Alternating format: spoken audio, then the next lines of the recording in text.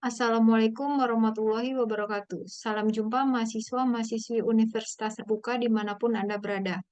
Jumpa lagi bersama saya, Evi Handayani, pada kegiatan tutorial online mata kuliah teori portofolio dan analisis investasi. Hari ini saya akan menjelaskan tentang pasar modal. Menurut Harjito dan Martono, pasar modal atau capital market merupakan suatu pasar di mana dana-dana jangka panjang, baik hutang maupun modal sendiri diperdagangkan. Dana jangka panjang yang diperdagangkan berupa surat-surat berharga. Pasar modal dalam arti sempit yaitu tempat di mana surat-surat berharga diperdagangkan, yang kemudian disebut sebagai bursa efek. Di Indonesia terdapat dua bursa efek yaitu Bursa Efek Jakarta dan Bursa Efek Surabaya, yang sejak tahun 2017 bergabung dan berubah namanya menjadi Bursa Efek Indonesia. Macam-macam pasar modal. Kesatu ada pasar primer, adalah jenis pasar yang dimana efek-efek atau surat berharga diterbitkan langsung oleh emiten dan diperdagangkan untuk pertama kalinya ke masyarakat sebelum dicatatkan pada Bursa Efek Indonesia. Yang kedua ada bankir investasi. Di sini adalah salah satu perusahaan yang berada di Indonesia atau seseorang yang melakukan kegiatan sebagai penanggung. Penanggung ini dapat bertindak sebagai penengah antara penerbit sekuritas dan masyarakat umum dalam melakukan investasi. Lalu ada proses pembelian saham perdana.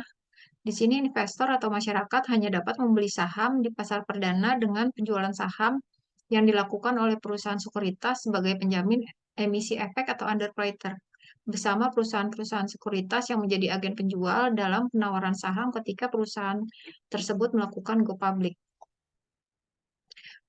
Lalu ada pasar sekunder, yaitu pasar keuangan yang memperdagangkan sekuritas atau surat berharga yang telah diterbitkan dalam penawaran umum perdana atau IPO.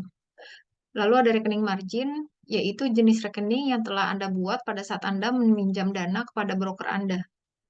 Dan ada penjualan margin, margin penjualan atau sales margin dikenal juga sebagai margin kontribusi dengan pengertian jumlah yang dihasilkan perusahaan dari penjualan layanan atau produk. Perkembangan pasar modal Indonesia. Satu, ada masa penjajahan. Hindia Belanda mendirikan Vereniging for the Event di Batavia dan juga memulai perdagangan efek pada tanggal 14 Desember 1912. Efek yang diperdagangkan pada saat itu adalah saham atau obligasi perusahaan perkebunan Hindia Belanda yang bergerak di Indonesia. Dengan semakin berkembangnya pasar modal tersebut, kemudian bursa efek dibuka juga di Surabaya pada tanggal 11 Januari 1925 dan di Semarang pada tanggal 1 Agustus 1925. Pada saat suhu politik di Eropa meningkat pada awal tahun 1939, pemerintah Hindia Belanda memusatkan perdagangan efek di Jakarta dan menutup bursa efek di Semarang dan Surabaya. Ketika Perang Dunia Kedua bercambuk, bursa efek di Jakarta juga ditutup pada tanggal 10 Mei 1940.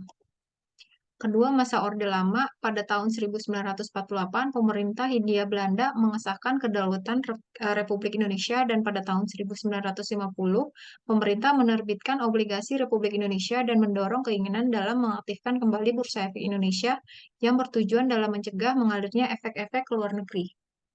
Pada tahun 1958, kegiatan bursa berhenti akibat inflasi dan keadaan perekonomian yang tidak menentu.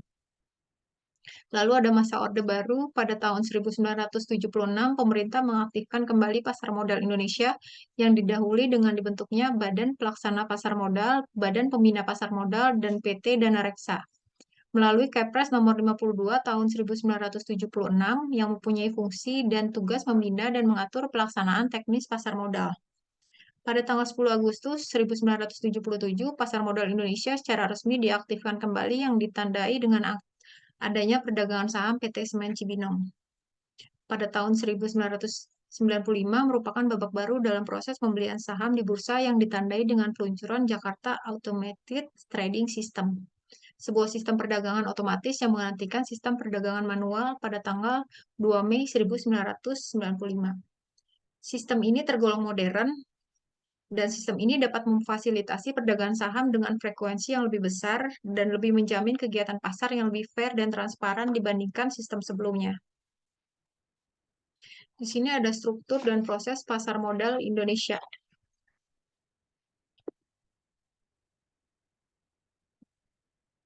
Proses perdagangan di pasar modal Indonesia terdiri dari dua proses utama, yaitu proses perdagangan dan proses penyelesaian.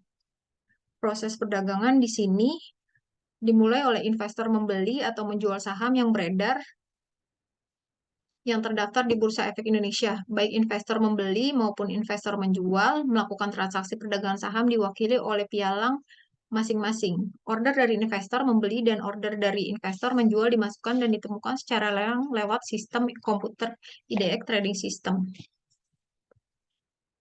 Jika transaksi perdagangan sudah terjadi, maka akan diteruskan ke proses kedua, yaitu proses penyelesaian yang dilakukan oleh sistem penjamin dan penyelesaian transaksi.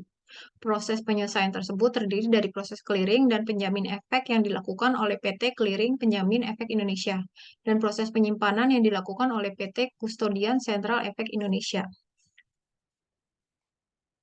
Pasar primer dan pasar sekunder yang ada di pasar modal. Satu, pasar primer IPO dalam bahasa Indonesia disebut penawaran saham perdana adalah langkah suatu perusahaan yang menjual sahamnya untuk pertama kali pada masyarakat di bursa efek atau biasa kita sebut dengan go public. Tujuannya antara lain mendapatkan dana. Perusahaan bisa saja mendapatkan dana dari obligasi atau pinjaman bank, tapi dengan menerbitkan surat hutang atau meminjam di bank terdapat bunga yang harus dibayarkan perusahaan, sehingga menjadi beban bagi perusahaan itu sendiri. Sementara jika perusahaan menjual sahamnya, maka ia akan mendapatkan dana dalam jumlah yang besar tanpa harus memikirkan bunga yang harus dibayar. Lalu ada lanjut, tujuannya antara lain memperbaiki kinerja keuangan perusahaan. Di sini setelah mendapatkan dana melalui IPO, perusahaan bisa membayarkan hutang-hutangnya dan memperbaiki laporan keuangannya. Lalu ada ekspansi. Di sini ekspansi perusahaan bisa menggunakan dana tersebut untuk mengembangkan usahanya, misalnya membuka cabang baru atau meningkatkan output.